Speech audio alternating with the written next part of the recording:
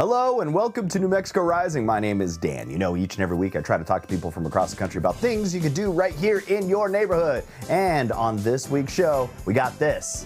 Fans who have watched our show are going to love it because they watched our show. All of that and more right here on New Mexico Rising. Valentine's Day is coming up, and whether you're celebrating with a partner or your closest friends, you know, finding the perfect gift can be a little tricky. Luckily, we have lifestyle expert and TV style correspondent Chassie Post, who's here to share some creative ideas to make that holiday feel a little extra special for you and your loved ones. You might recognize her from shows like Today's Show, Entertainment Tonight, and this show right here we call New Mexico Rising. Welcome to the show, Chassie Post. How are you, my friend? Hi, thanks so much for having me, Dan. All right, so what is the key to make a Valentine's Day gift feel truly special? You're not going to believe this stat. So the National Retail Federation says that over $25 billion is spent annually on Valentine's Day gifts. I mean, that's a lot of love, Dan. And so we're all about, creativity, staying intentional, keeping it personal, right? And I mean, everybody loves a gift with a personal touch. So we got some great ideas for y'all today. All right, are there any unexpected gift ideas? Yes, so you can make this Galentine's Day or Valentine's Day unforgettable with the decadent French dip from Firehouse Subs. It's packed with bold flavors and premium ingredients, and it's the perfect way to treat your loved ones and share a night filled with love, laughter, and delicious bites. And it's loaded with premium roast beef and caramelized onions, melted Swiss and provolone cheeses, and topped with Italian seasoning. Yeah, the French dip is indulgent. And it's served on a toasted garlic butter roll with hot au jus. Oh, yum, yum, yum. And it's perfect for dipping. Plus, a portion of every purchase at Firehouse Subs benefits the Firehouse Subs Public Safety Foundation. So we love a gift that gives back and is delicious at the same time. I mean, that's a win-win. That's one way to say I love you with some au jus.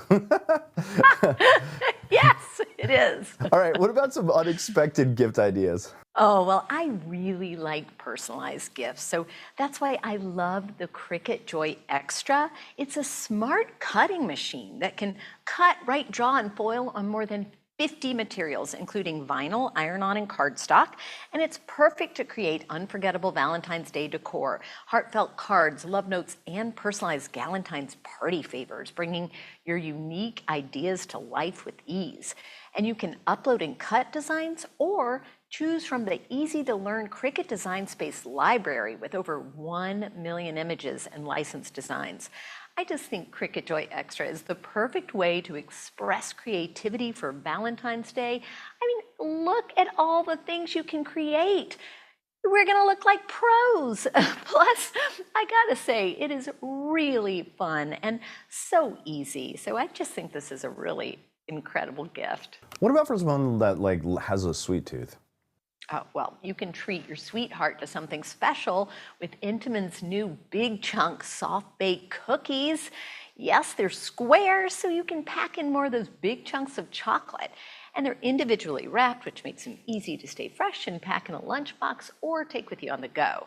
And they're made with real butter and mouth-watering semi-sweet chocolate.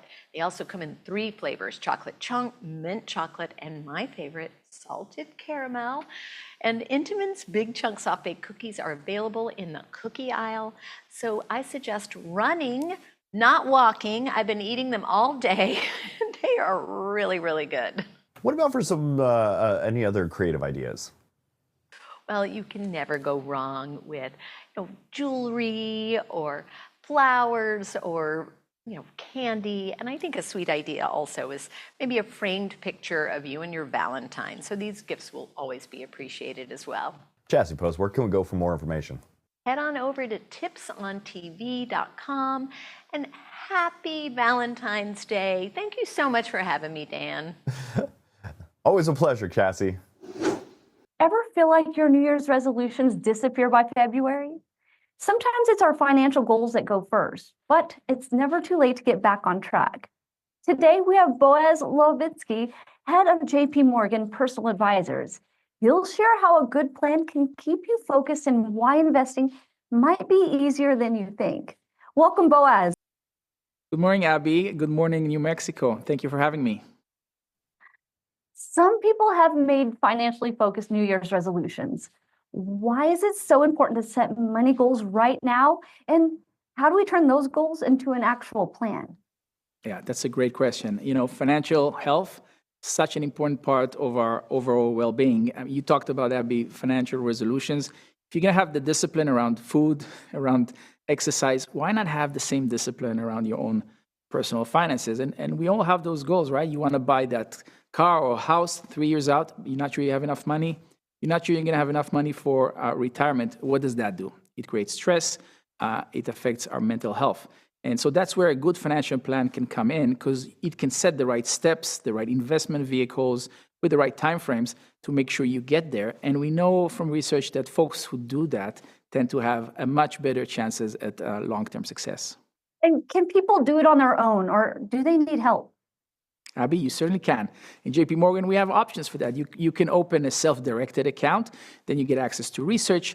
You even have access to tools. We have a proprietary tool called Wealth Plan, when you can start building your own plan, baby steps, short-term, mid-term goals, and get that going. But Abby, for many of us, we can actually use professional help, because if you think about doctors, lawyers, they tend to not treat themselves or represent themselves. Why is it any different with financial personal finances? So if you actually get a financial advisor who's seen clients like you, have the credentials, have the experience, they can help create a customized plan for you based on your circumstances, how you feel about risk, and all of that. And even if you know what you're doing, they can really serve as great co-pilots to bounce ideas with, to make sure you stay on track, keep you accountable. It's a big part of it, and sometimes even help you avoid some common mistakes. And if I already have a good plan with a financial advisor, what happens when life changes? Is it easy to adjust plans? Yeah, life changes all the time, right? Only constant is change. I mean, we're just looking outside here in New York, and look what the weather does. And yeah, first, markets can move differently, right? They can be faster or slower than you expect, or you can actually decide you have a new life goal that can happen. You may want another kid, you may get married, get divorced. And so if you're doing it on your own, important that it's a living plan. You revisit it on a regular basis. If you have someone helping you, of course, connect with them. With us, we'll connect with you anyway on a regular basis to make sure you're still on track. But the trick is in not to wait for life to happen to you. You can plan for these what-if scenarios in advance. We have great tools for that, like scenario analysis that can test different market conditions and what happens if something in your life happens, even if you decide to retire in a different state. New Mexico is very different than New York. You have probably better weather, different taxes, different expenses. So that is the important part. Make sure your plan is a living plan. And do you need a lot of money to start investing? Yeah, that is one of the biggest misconceptions. No, you can start with a few $100s on your own. Even if you want a financial advisor with us, you can actually start with very low minimums. The trick is not how much money and do you have enough money to start. The trick is to start early, because the earlier you start, the longer you have time for your money to be working for you. And that's because of the beautiful effects of compounding, because you start with a small pot and then it gets some gains. Now it's a little bit bigger, and now that grows. And before you know it, that grows actually exponentially. So you have that going for you.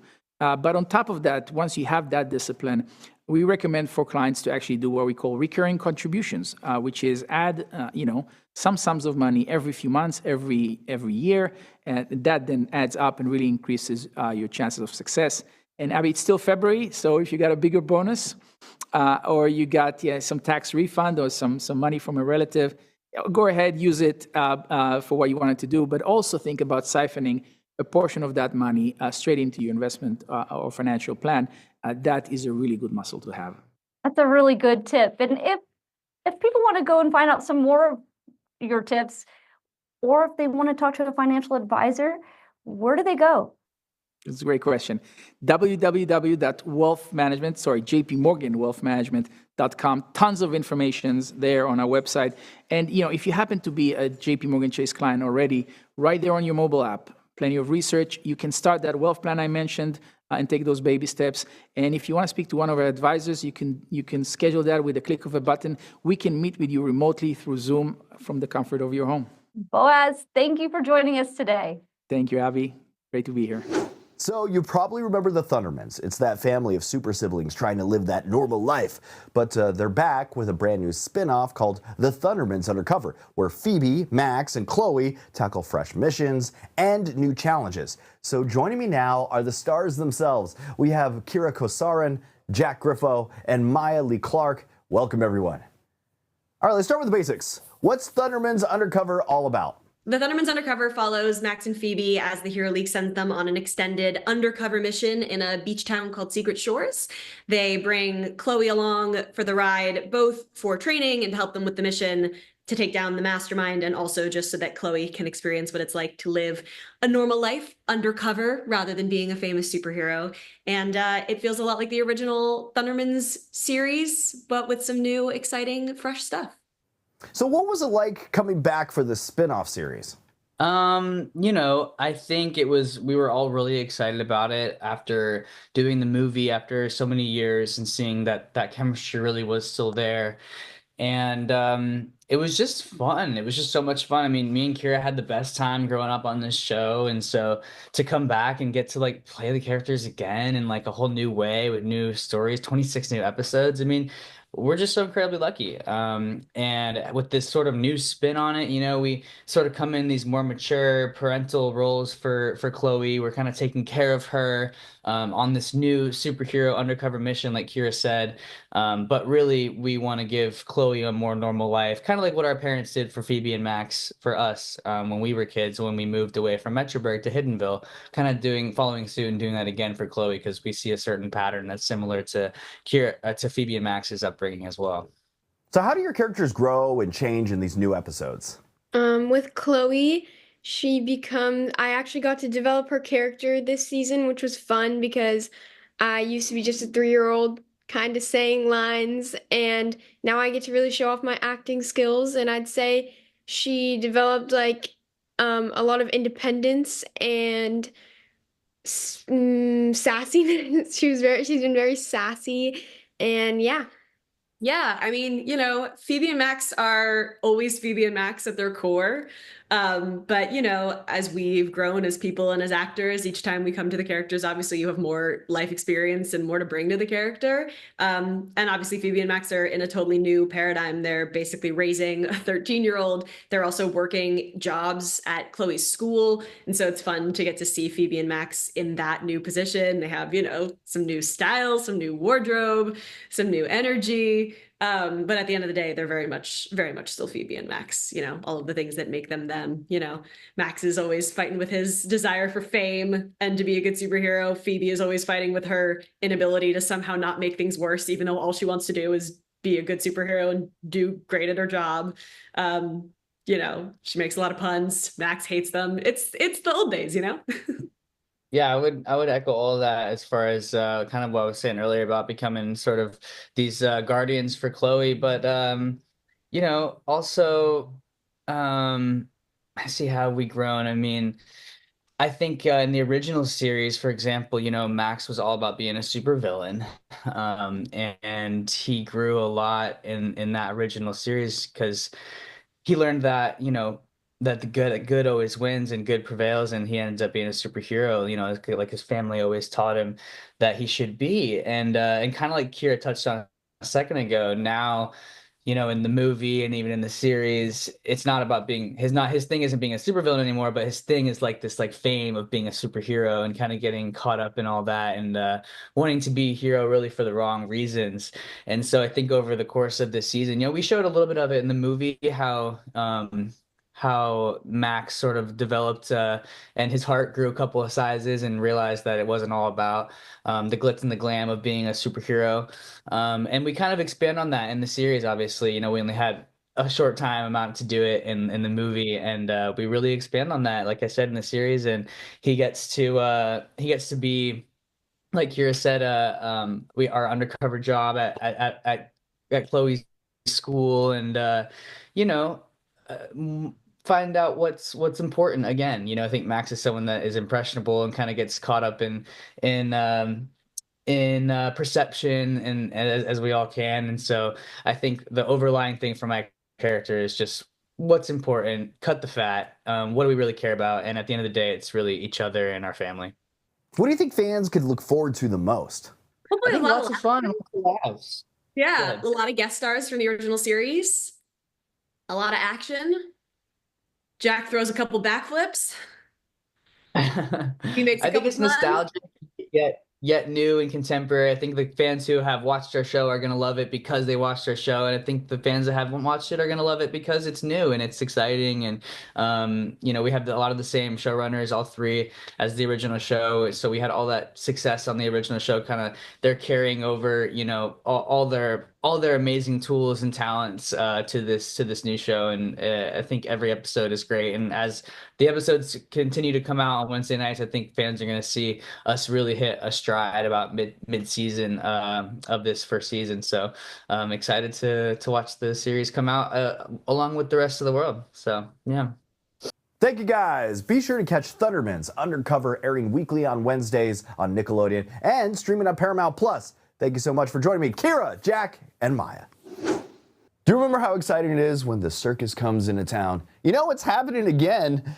The New Mexico Shrine Circus is back at Expo New Mexico on February 14th through the 16th, and today we welcome Nicole Harwood, who's the PR representative, and Joaquin Wrench, Oriental guide for the Balut Shrine Temple, and they're here to tell us a little bit more. Let's welcome them to the show. Hello, you two. How are you guys? Hi. Good. How are you? I'm doing good. Let's get to it. For somebody that has never been to a shrine circus, what makes the Shrine Circus special over other circi? Circi, is that the way to say it? We'll use that today. It's our single largest fundraiser at the Balut Shrine Temple here in New Mexico, and it's been around for a long time. Actually, it's 119 years this year,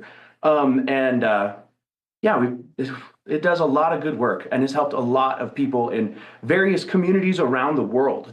So what kind of acts do you think should people be looking forward to this year? I love the airless. Honestly, that's my whole thing. The airless blow me away every single time. We have some unique acts that the New Mexico Shrine Circus is one of the few circuses in the world that has. So it's just amazing. You have airless, you have jugglers, you have pony rides, you have other various acts. And as Joaquin said, what's great is that the funds go to the New Mexico Shriners, which they go to utilize for all the work they do in the community. So don't miss the fun. You can check out the Shrine Circus at Expo New Mexico, February 14th through the 16th, and get your tickets now at nmshrinecircus.com. And I'd also like to kind of point out it's affordable. The general admission tickets are only $25 for adults, and children's tickets are free. So this is an event that is essentially free for children and at a minimal low cost for families. And I want to thank you two for joining me this morning. Thank you for having us. Thank you. Have you ever dreamed of turning your living room into the ultimate sports zone? Well, with the big game around the corner, now might be the perfect time to upgrade your TV or home entertainment setup. So today we have tech and entertainment expert John Cooling, Senior Vice President at Dolby, here to share his top tips for an immersive experience. Welcome to the show, John. How are you, my friend? I'm very well, thank you, and thank you so much for having me on the show. All right, when it comes to creating a home entertainment system, what should be top of mind for shoppers? What everyone says to me is the first thing they think about is how big a TV they can get, how many size. And what I say to people is also think about the quality. Think about the picture quality, and importantly, think about the sound quality as well, before you also think about just how big you want to go. So what are some of the newest technologies that make watching sports or movies something that I want to be immersed into it? What makes it more immersive? Yeah, it's a great question. So if you think of that big game, right, what you want is you want to feel like you're stood there in the stands with the fans of your team, right? And so that's what we mean by immersion, feeling like you're really part of the action, you're really part of the scene. And there's two technologies I would tell people to go look for. One is high dynamic range, or HDR, and you see that as Dolby Vision. That means the best picture. And then for audio, Dolby Atmos. That's sound that's all around you and puts you right in the middle of that action. So how can we get the most out of our setup without like over complicating things and, I don't know, overdoing it, I guess? Yeah, and that complication factor is actually important, right? People have really invested within the manufacturers and ourselves to make the setup as simple as possible, trying to make solutions that are really easy for people to be able to use. First thing I would say is think about your budget and think about whether you want to put that all into the TV or split it and use some of it for a sound bar because you really want to make the sound great. And what's some of this technology that excites you the most, John? I'm really excited by how the creative industry just pushes the experience for us. And so, we're now like we're there in the stadium. I've got a wonderful Atmos system at home, and it really does feel like I'm at the game. And I love that every day. So where can people go for more information and maybe learn more about these Dolby systems and get a better system for your home? Yeah, so I would say check out dolby.com/home. There's a wealth of information there. You can find information about the technologies, about products, figure out the answers to your questions, and find the setup that works just for you. John Cooling, thanks for joining me this morning. My pleasure. Thank you. Today, I have an extremely special guest. And all right, this is someone that I absolutely admire. I love his down-to-earth, honest, and kind of direct style of storytelling. As a TV producer myself, I've always kind of like looked up to his ability to just tell the real stories about everyday Americans and do it like comfortably, without a lot of pizzazz, but yet it's just like full of heart. So he's here with his new film, Something to Stand For, which takes us through some of like America's most pivotal historical moments. So let's welcome him to the show, Mr. Mike Rowe. How are you? Wow. Oh, Dan, that's the kind of intro that, you set the bar so high. I really don't know how I'm going to do anything other than disappoint your listeners, but I'm gonna try and bring my A-, B+ game right here and see what happens. I'm in. We'll see how this goes.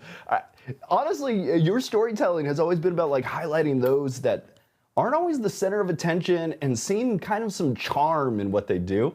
Was there a different approach that you took while trying to tell historical stories for Something to Stand For?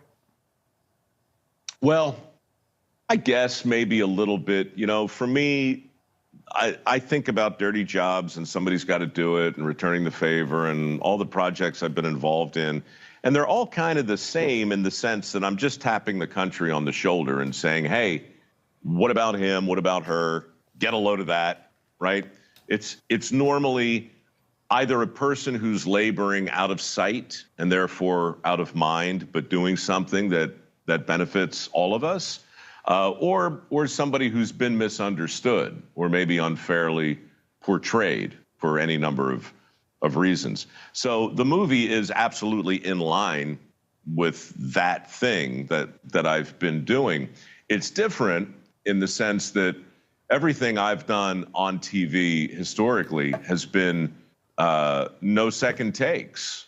It's not scripted. There's no casting. Dirty Jobs was just fly on the wall. What you're looking at right now is obvious cinematography. Everything is very scripted, very intentional.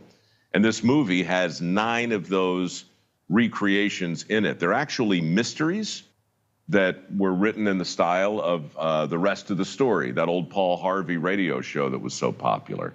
So, you got 9 mysteries, each one about 9 minutes long, stitched together with a trip to D.C.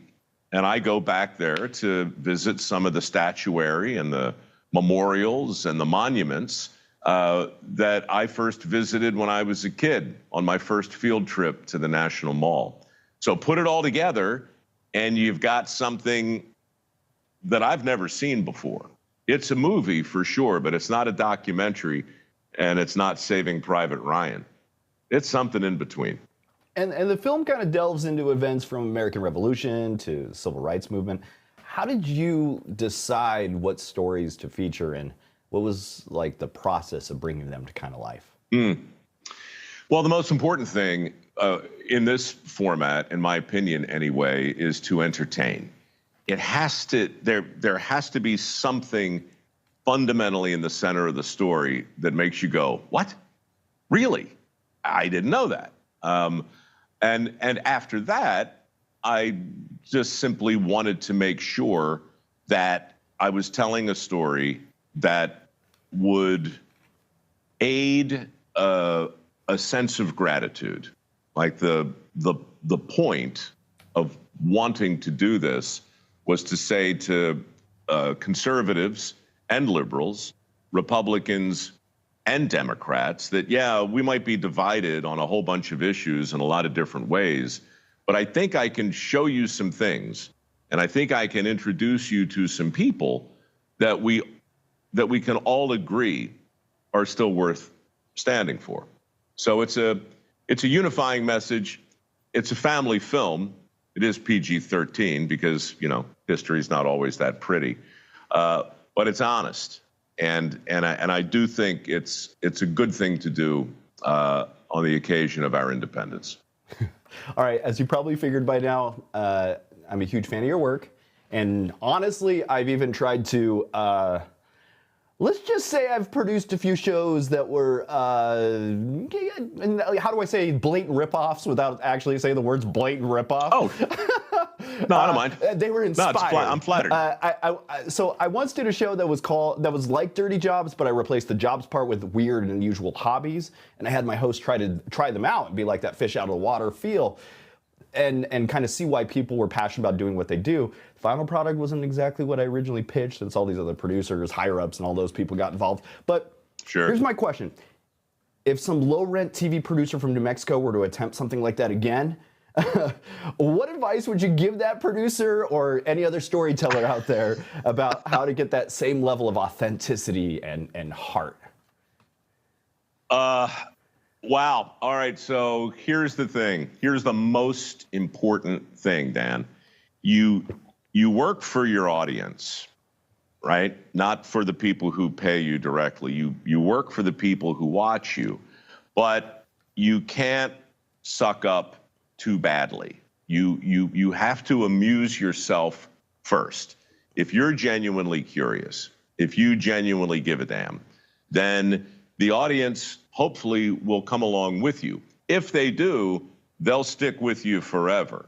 If they don't, you'll know it in a hurry. But look, don't feel bad about ripping me off. I ripped off George Plimpton.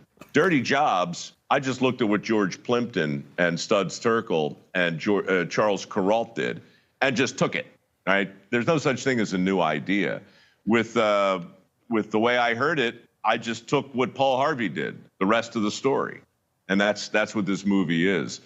So don't make yourself crazy trying to come up with a new idea. There's no such thing. Look to history. Find something nobody's done in a while. Then do it better. Mike Rowe, you are a hero. Make sure you watch Something to Stand For. And don't miss it. It's kind of the journey through America's untold stories. Mike Rowe, pleasure to have you here today, my friend. Dan, you flatter me. Good luck in the next thing you steal. That's it for New Mexico Rising. And until next week, that was New Mexico Rising.